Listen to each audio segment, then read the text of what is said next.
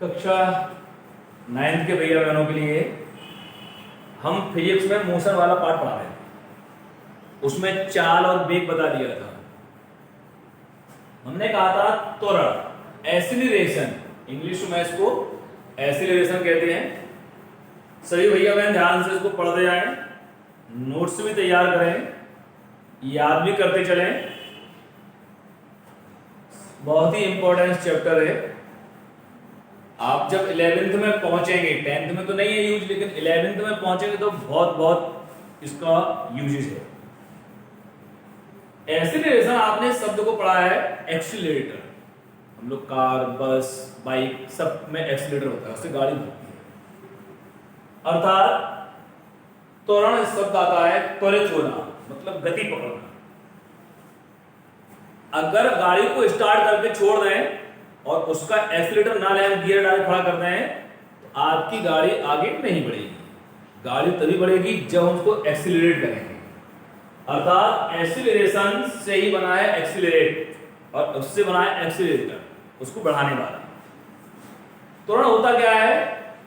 किसी भी वस्तु के वेग में समय के साथ जो परिवर्तन होता है, किसी भी वस्तु के वेग में जो समय के साथ परिवर्तन होता है, अर्थात वेग परिवर्तन की दर, the rate of velocity, English में कहते हैं द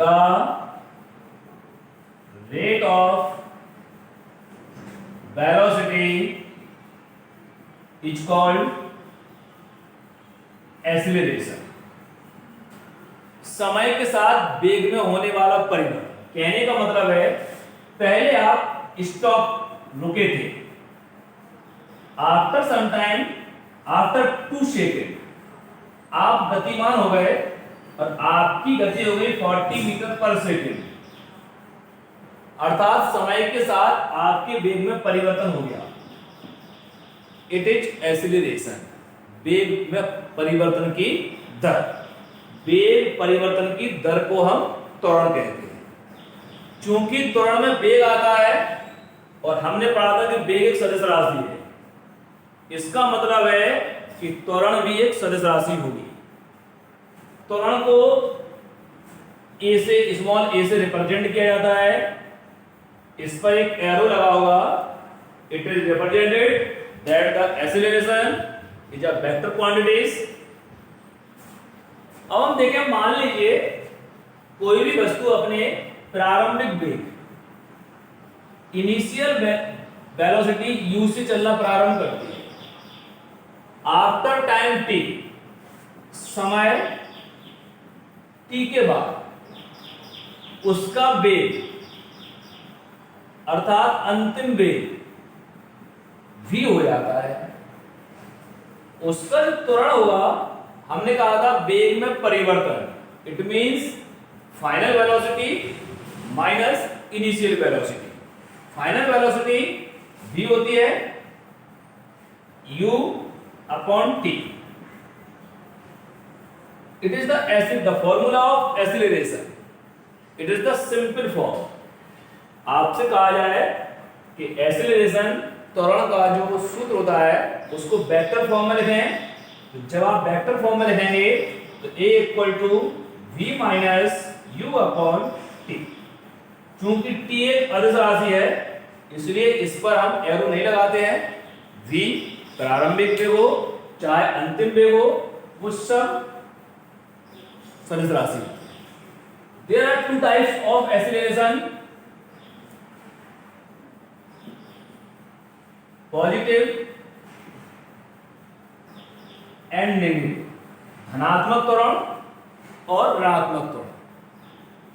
जब किसी वस्तु का वेग समय के साथ बढ़ता है, जब किसी वस्तु का वेग समय के साथ बढ़ता है, तो उसे का त्वरण जो होगा वो धनात्मक होगा। जैसे ऊपर से गिरती हुई कोई वस्तु है, उसका हम वेग बढ़ाएं या ना बढ़ाएं, निश्चित बात है उसका वेग क्रम से लगातार बढ़ेगा। यानी कि बिफोर स्ट्राइक द रूफ, जमीन से टकराने से पहले, ये उसकी त्वरण कौन सा होगा? धनात्मक त्वरण। लेकिन यदि किसी वस्तु को नीचे से ऊपर की ओर फेंके, तो हम देखते हैं कि उस धीमे धीमे उसकी गति क्या होती है? कम होती है। अर्थात उसका जो वेग है वो समय के साथ घट रहा है, तो जो त्वरण होगा वो नेगेटिव एक्सेलरेशन होगा। इसको हम रिटार्डेशन, मंदन भी कहते हैं। आप बाइक से जाते हैं, ब्रेक लगाते हैं, तो ब्रेक लगाने पर उसकी गति कम होती है, लेकिन समय कभी पीछे नहीं होता है, समय हमेशा आगे की ओर बढ़ रहा है। तो समय के साथ उसका वेग घट रहा है, तो इसका त्वरण जो होता है वो ऋणात्मक होगा। उसे हम रिटार्डेशन, मंदन भी कहते हैं। बंदूक से गोली चलाते हैं, गोली आगे आगे रुक जाती है, उसकी गति धीमे धीमे कम होती जाती है, उसका भी रिटार्डेशन होता है। तो जिन वस्तुओं का वेग समय के साथ घटता है उसको, उसमें जो त्वरण होता है वो नेगेटिव एक्सीलरेशन, और समय बढ़ता है वो पॉजिटिव एक्सीलरेशन। एक छोटा सा टॉपिक था एक्सीलरेशन का, ये हो गया। कल गति के जो समीकरण होंगे वो पढ़ेंगे आप, प्रथम और द्वितीय समीकरण कराएंगे हम। आपके लिए इतना ही।